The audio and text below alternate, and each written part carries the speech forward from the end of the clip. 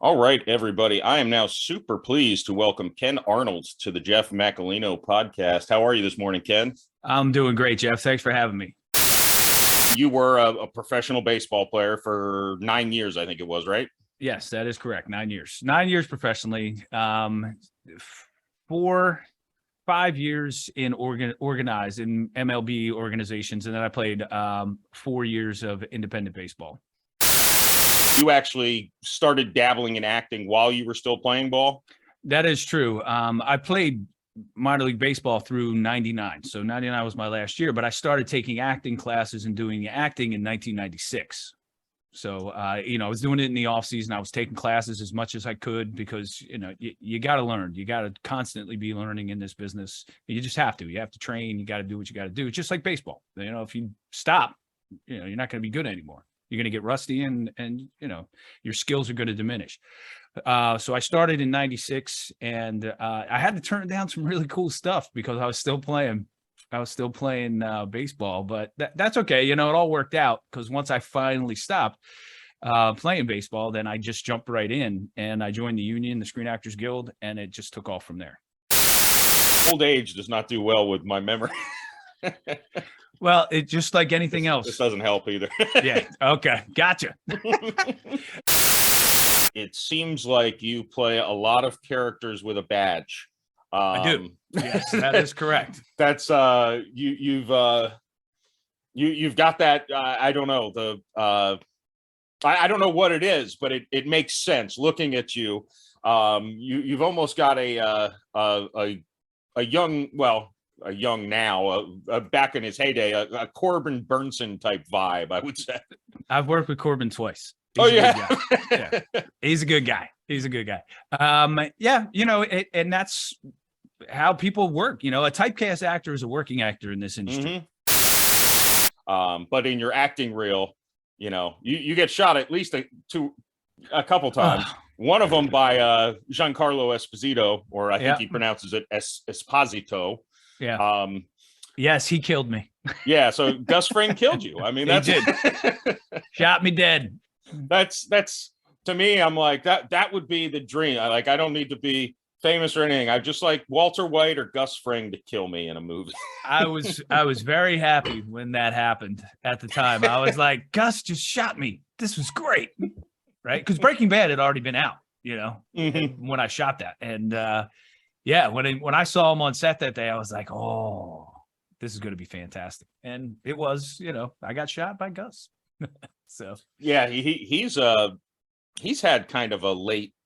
I mean, he's been around for forever. I mean, he's had a great career across the board, and I just think it's continuing for him. I mean, he's in The Boys, and he's doing Better Call Saul, and of course, he was in Breaking Bad, and he did Revolution, the one that we did together, and I got shot, and he's all over, and he's a great actor, and he deserves all of it. So, and he's a really nice person too. We had some good conversations on set. He's a really nice guy.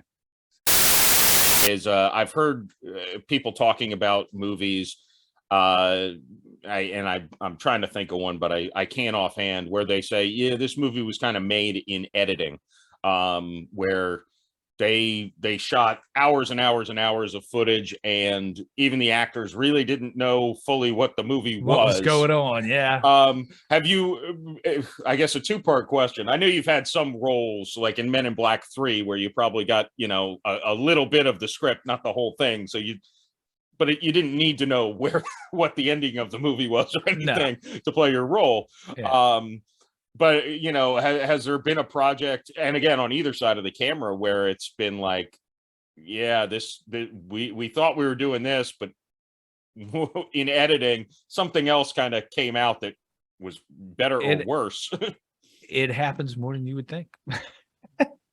Especially at the independent level. The horror comedy, the horror Western that we shot in Austria, the initial vision of it was a lot different than the final version that you're going to see on screen. It's similar, but there's a lot of differences. A lot of rewriting happened while we were on set based on the locations and different things that we had to adapt. When you're doing low budget filmmaking, a lot of times you have to adapt to what you're given and the situation, and sometimes you've got to adjust on the fly.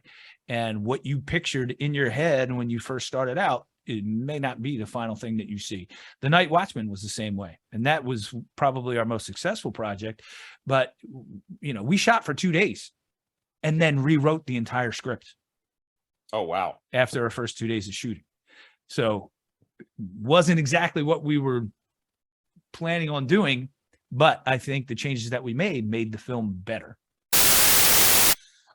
Ken, thank you again for joining me. You're welcome, Jeff. I certainly will be on the lookout for more and more of your stuff, and I'll stay in touch whether you like it or not. All right, sounds good. And best of luck on your upcoming shoot, man. Go out there, break some legs, but don't break everybody's legs because you know they'll be mad. Then I'll just be the Italian mafioso again. And exactly. Yeah. Thanks. And it's Jen. funny, Jeff. It's funny. Yeah. All my friends that I hang out with and I work with, they're all Italians. All of them. And that's been true since my baseball playing days. So I went to Wagner College in Staten Island. My name was the only one that ended in a consonant. Right? It was D. Everybody else was O-A, Gagliardi, Filangieri. You know, it was just one Italian after the next. And then I go into filmmaking, and now my business partners are Dan DeLuca, Dan Franco, right? Matt Servito, right? So it's all Italian. I'm surrounded on all sides. You're like James Caan, an honorary Italian. Yeah, Robert Duvall. I'm Robert Duvall. Yes. Yes. Right? I'm the Irish guy. Yeah. There always needs to be one. I'm the consigliere. Right?